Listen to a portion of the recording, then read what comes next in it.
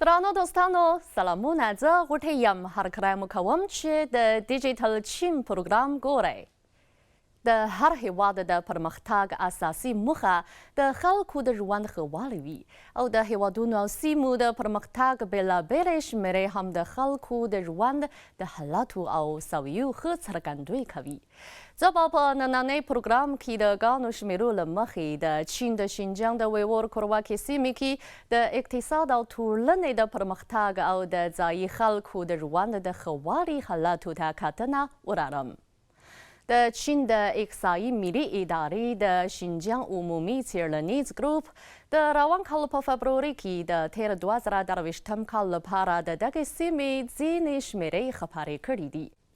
شمېرې ښیي چې په 2023 کال کې په شینجیانګ کې د هر کس په سر د لګښت وړ منځنی عایدات 28,940 یونو ته رسیدلي چې دغه شمېره د 2022 کال په پرتله 7 سلنه زیاتوالی او د دغې سیمې د تولیداتو د عمومي ارزښت د زیاتوالي اندول په پرتله 0.2 سلنه لوړوالی ښودلی دی. په شینجیانګ کې له یوې خوا اقتصاد د ثابت پرمختګ په حال کې دی او له بلې خوا یې د خلکو د عایداتو د زیاتوالي اندول د اقتصاد د زیاتوالي د اندول په پرتله لوړ دی. نو دا د دې ښکارندوی کوي چې خلکو یې له اقتصادي پرمختګ څخه ښې ګټې اخیستی دي. دغه راز په 2023 کال کې په شینجیانګ کې د ترافیک، هوټل او رستورانت او د تولیداتو د پیر او پلور په شمول د بېلابېلو چارو د چټک پرمختګ په رڼا کې د دغې سیمې د هر کس په سر سوچه منځنی سوداګریز عایدات 5,801 یونو ته رسیدلي چې دغه شمېر د 2022 کال د ورته شمېر په پرتله په سرو کې 4.4 خیاري زیاتوالی ښیي.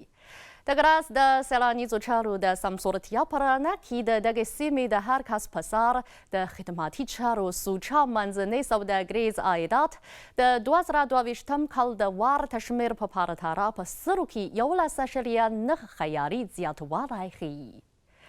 د سیلانیزو چارو د شمېر د لوی ډیټا سیستم او د ټول پوښتنو شمېرې ښیي چې په تیر 2023 کال کې په شینجیانګ کې د چیني او بهرنیو سیلانیانو عمومي شمېر 265 میلیونه او 440 زرو ته رسیدلی چې دغه شمېر د 2022 کال د ورته شمېر په پرتله په سلو کې 119 زیاتوالی ښیي او په همدې کال کې بیا د سیلانیزو چارو عمومي ګټې 290 میلیارډو او 915 میلیونه یونو ته رسیدلي چې دغه شمېر بیا د 2022 کال د ورته شمېر په پرتله په سلو کې 226.3 زیاتوالی ښیي او په دغې جملې کې یې د سیلانیانو شمېر نوی ریکارډ ټینګ کړی دی.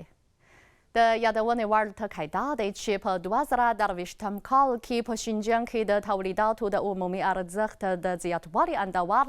4.8 سلنې ته رسیدلی چې دغه شمېر په چین کې څلورم مقام خپل کړی دی. نو ویل کېږي چې تیر 2023 کال کې د شینجیانګ اقتصاد او ټولنې ښه پرمختګ موندلی دی. په 2023 کال کې د شینجیانګ اقتصاد او ټولنې مخ په لوړېدو ښکاري او خلک به یې له باکیفیته پرمختګ څخه په مداومه توګه ښې ګټې واخلي. درانو دوستانو نننی پروګرام په همدې ځای پای ته ورسېد. له پاملرنې مو مننه کوم. د خدای په امان.